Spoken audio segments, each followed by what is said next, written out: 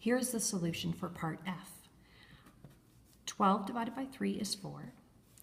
96 could be written as the square root of 16 times 6. 16 times 6 is equal to 96, and I picked 16 because it is a perfect square. On the bottom, we've got 54, which I know is the product of 9 times 6. And then we have the square root of 16 times the square root of 6 times the 4 on the top. And then on the bottom, we've got square root of 9 times the square root of 6. We can reduce the square roots of 6, and we can evaluate our other perfect squares. And in the end, we end up with 16/3 as a final answer. Next, we're moving on to this process of rationalizing the denominator. Sometimes answers will be expressed with a rational denominator, i.e., for example, the denominator of a fraction will not be left as a non-terminating, non-repeating decimal. The process of changing an irrational denominator to a rational denominator is called rationalizing the denominator. So to do this, multiply the top and the bottom of the fraction by the radical part of the denominator. So if I look at the first example, the radical part of the denominator is the square root of 7. We're going to multiply the top and the bottom of my fraction by the square root of 7. Now square root of 7 over square root of 7 is just a 1. So I'm really taking my original fraction and multiplying by 1. So it doesn't change its value at all. I'm not going to reduce the root 7 over root 7 because that will take me back to what I originally had. I'm going to rewrite that as 2 square root 7. And then the square root of 7 times the square root of 7 would be the square root of 49, which I can get a rational answer to. It's just 7. So while your answer might be 2 over root 7, the back of the book or the teacher or the professor or wherever you end up might be talking about this as being the final answer. And they really mean the same thing. If you calculate them on the calculator, their values are exactly the same. It's just one has a rational number on the denominator. Press pause and try the next one. If you've tried the next one, you should be multiplying top and bottom by root 5 over root 5. If we multiply those together, we're going to get the 4 times the square root of 10 over the square root of 25, which equals 4 root 10 over 5. Try the next one. If I do my rationalizing here, I'm going to multiply by root 3 over root 3. I'm going to end up with 12 square root 21 over the square root of 9, or 12 root 21 over 3. Now the 3 and the 12 could reduce further, and that would equal 4 square root 21. So this complicated answer at the beginning now looks much simpler at the end. Try the next one. Okay, when I did the next one, I actually am going to simplify these square root numbers here. Square root of 24 really could be written as 4 times 6. And the square root of 54 could be written as a 9 times 6. And if we do that calculation, we're going to get square root of 4 would be a 2, square root 6. The square root of 9 is 3. So we have a 12 times 3, square root 6. So I've skipped a step there where I normally would take that out. But at this point, you might be getting better at it.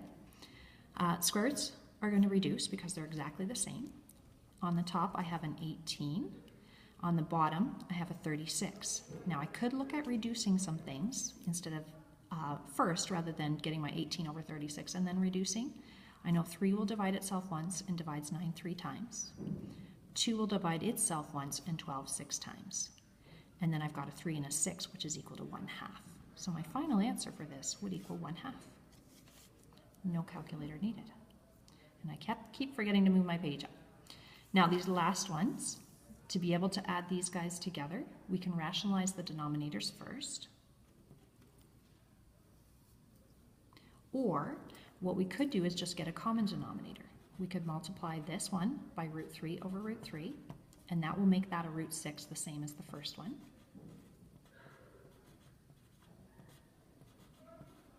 And then what I have is 1 plus the square root of 3. Adding numerators together, the denominator stays the same when we're adding fractions. If I want to rationalize that denominator, This whole numerator is going to get multiplied by the square root of 6, and I have root 6 plus the square root of 18 over root 6. Or sorry, root 36. And from there, we're going to have that being equal to root 6 plus, now 18 can be broken down to be a 9 times 2. And that is going to be over my 6, because the square root of 36 is 6. So root 6 plus the square root of 9 is 3, and I'm left with root 2 over 6. So this might be a final answer. While you got this maybe initially, this might be the final answer you would actually see in a textbook. All right, the last one you can try. Get a common denominator, put those together. Okay, my common denominator would be the square root of 14, and I would get that by multiplying this one by the square root of 2, top and bottom, and this by the square root of 7, top and bottom. So I have 9 roots of 2, take away 2 roots of 7 over the square root of 14. Might not see that answer in the back of the book. We could multiply both top and bottom here by the square root of 14. And what we would have, 2 times 14 is 28. So 9 root 28 minus 2. Now, I don't have my calculator, so instead of doing 14 times 7, I'm going to write this as 7 times, 14 really is 7 times 2. Now the reason I did this is because this is 7 squared, and I can square root that to simplify it. And on the bottom, I'm going to get the square root of 14 times 14, or the square root of 14 squared, which will then give me a 14. Okay, now 28 could be a 7 times 2, or sorry, 7 times 4.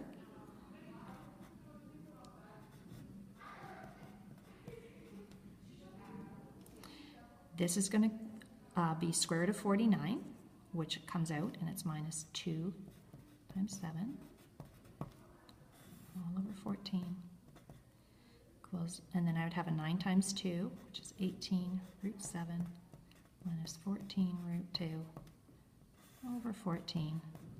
And then I'm noticing I could reduce by a factor of 2. This is divisible by 2, this is divisible by 2, and this is divisible by 2. So my final answer, in lowest terms, with a rational denominator, dividing by 2, so this would be a 7, and that would be all over 7. Not the only answer, but that is an answer with, as one term, as with a rational denominator.